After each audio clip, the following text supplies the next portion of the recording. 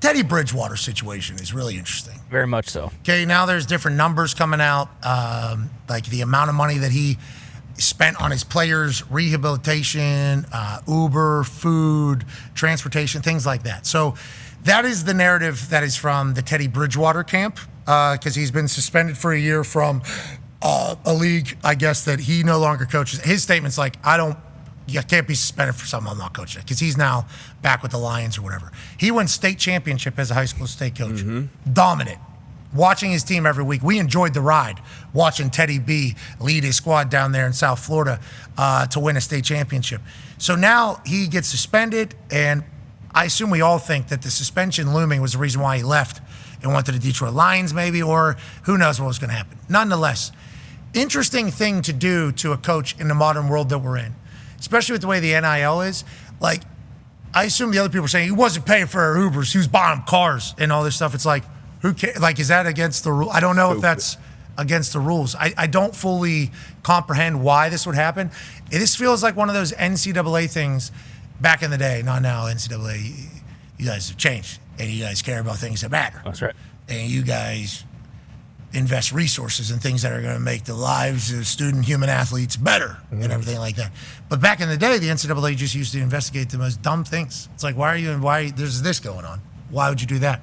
This doesn't make any sense. From what I've read about this situation, this feels very stupid, and this feels like they were trying to get Teddy Bridgewater the hell out of the league. I hate it, man. You're a South Florida guy. Yeah, South Florida guy. He's obviously a South Florida guy, Miami guy. Went back to his alma mater, Miami Northwestern, after I think they went like 4-6 maybe the previous year before he took over. Then he goes on and wins like a 6A state championship in Florida, which is a huge deal.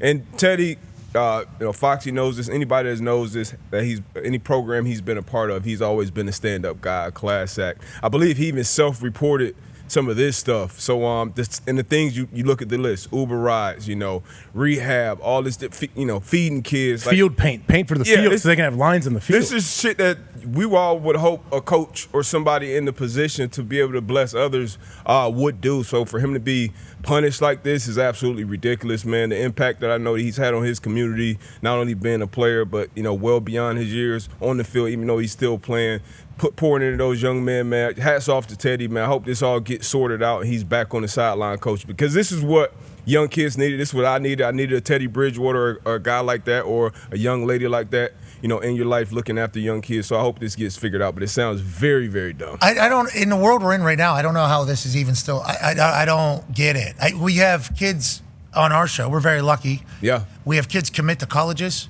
and they got like DoorDash. Yeah. Right here. Yeah. Raising Cane's. Baby. Right here.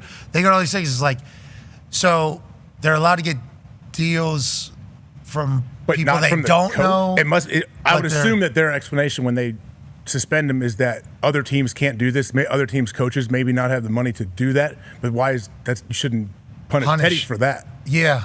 What if it was a parent? This all feels so stupid to me. This just feels dumb. And I think everybody is on the same side. Yeah. I think everybody thinks this feels dumb. Feels like an agenda.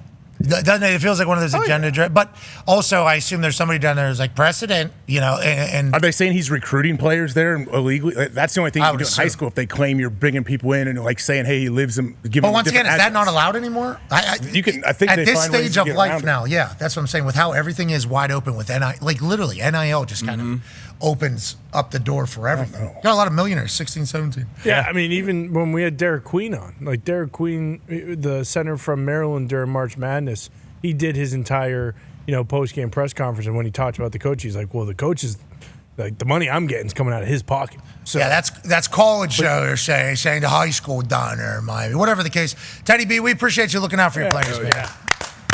Sucks to get suspended. That feels like a waste of energy. That's what it is. I mean, you hit the nail on the head. I would guess that it's the other coaches who are like, hey, this guy came in, this team was 4-6 before he got here, and then he runs roughshod and wins a state championship. Like, this is bullshit. We got to get this guy out of here.